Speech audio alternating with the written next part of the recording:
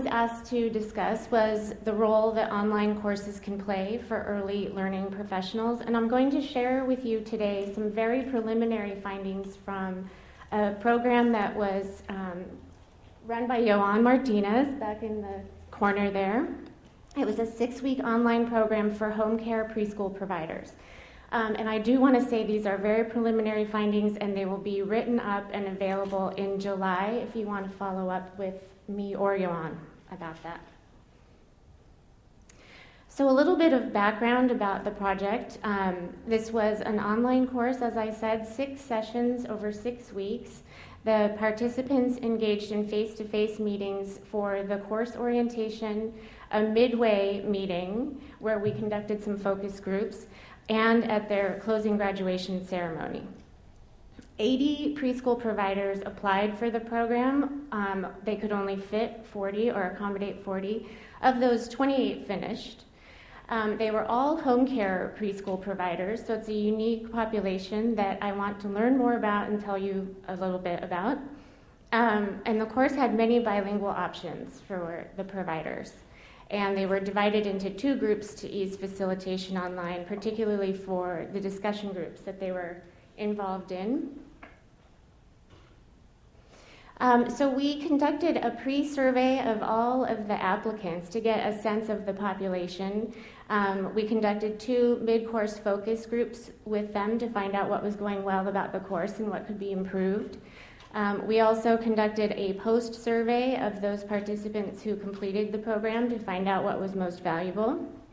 And we had one final group discussion and then follow-up phone interviews and emails with those who did not attend the graduation ceremony but did finish the program.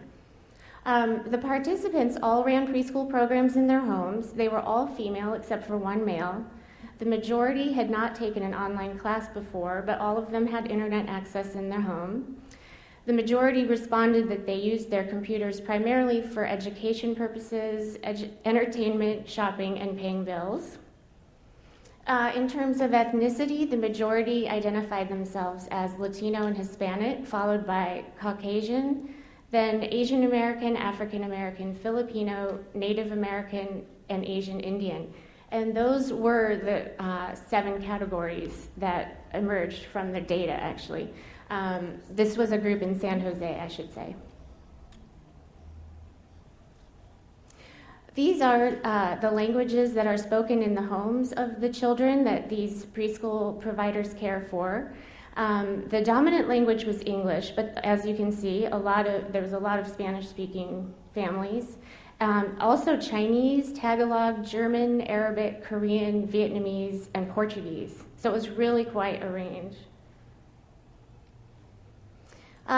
We were curious about their educational preparation, and most of them had attended some college, some of them had received college degrees, but then as you can see, some of them also didn't complete high school or just completed high school.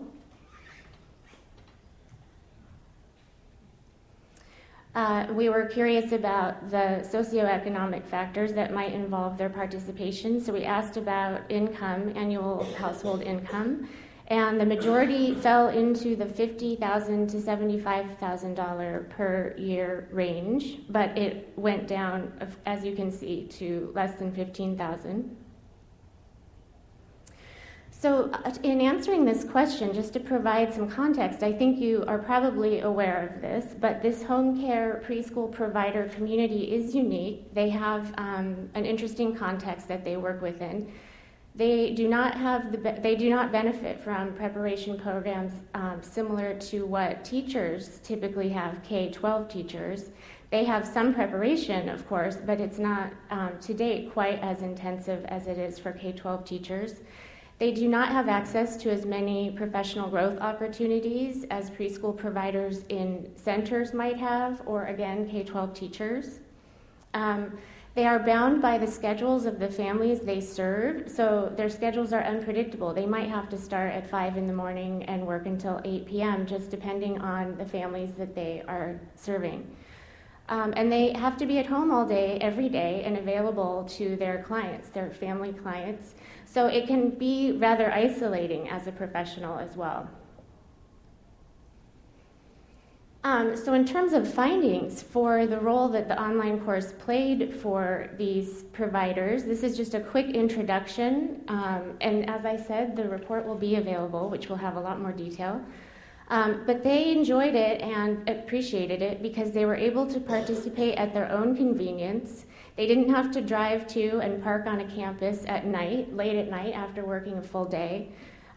They were able to participate with and learn from other professionals who work in very similar contexts to their own, and they could share their concerns with them. And they were also able to share the resources that they gained from the program with their family clients, and that was highly appreciated. So I just have some quotes to sort of give voice to the home care preschool providers in terms of what was most helpful. This person said, the discussion groups, because not only was I able to receive a lot of wonderful ideas and inspiration from what others are doing, I felt that I was able to contribute to others as well and help them. So it was a two-way street. So they're developing community with these people, they're drawing from the community and contributing to it. We are all in the same business. We all have family daycares in our home, and we deal with that every day, including parents. And so we relate to what everybody says online, and that is one thing that I really enjoyed about it. This one speaks to sort of the isolation of their profession. Another thing is we are alone. We are not in a preschool where there are a lot of other teachers that we're interacting with and who are supporting what we are doing. I've been doing this all by myself for 21 years, and I had no idea whether I was doing the right thing. And the course was really a confirmation of what I was doing. It was like a pat on my back, which was nice to have, that I'm not alone. We have very unique differences than in preschool because we do everything by ourselves. This is a quote about how they could interact with the community after hours. This woman said, nowadays after working an 11 or 12-hour day, it just puts me to sleep sitting in a lecture.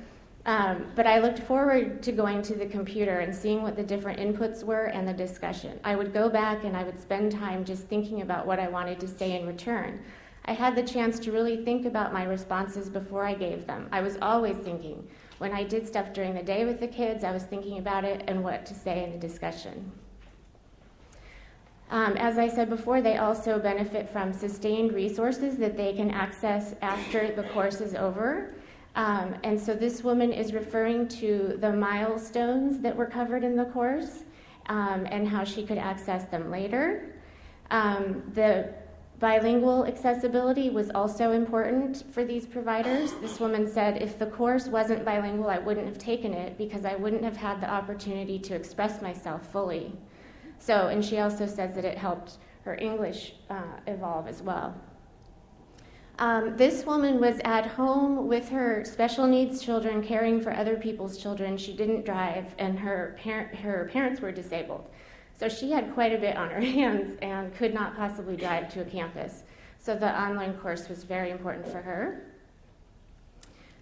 This woman says she's done both, learning in colleges and online, but she stopped going to colleges because it's just not so easy for her. In terms of findings, we asked, to what extent do you agree with the following statements? And you can see the green and the red are the percentage or the number of people who agreed or strongly disagreed with statements like, this course increased my knowledge and understanding of the 5 essential literacy principles. This course improved my ability to meet the needs of my ELL students. This course taught me how to use technology and computers to develop literacy in my children. The 5th one there, which is a little more mixed, was before taking this course, I did not know about early literacy. So that's why that one is particularly mixed. They had some prior knowledge. This is the same data represented in a different way that might be appealing to someone.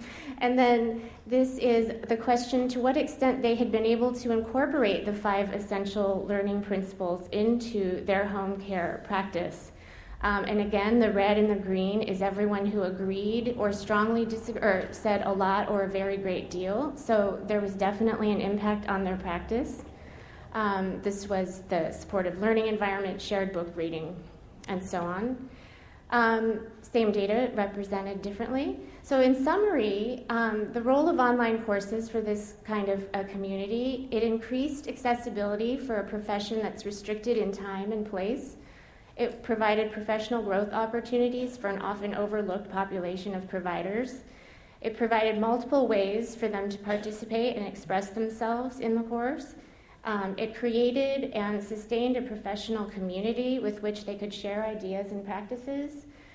It reduced their isolation, and it provided sustained, always available resources for the providers and the families that they serve going forward. Thank you.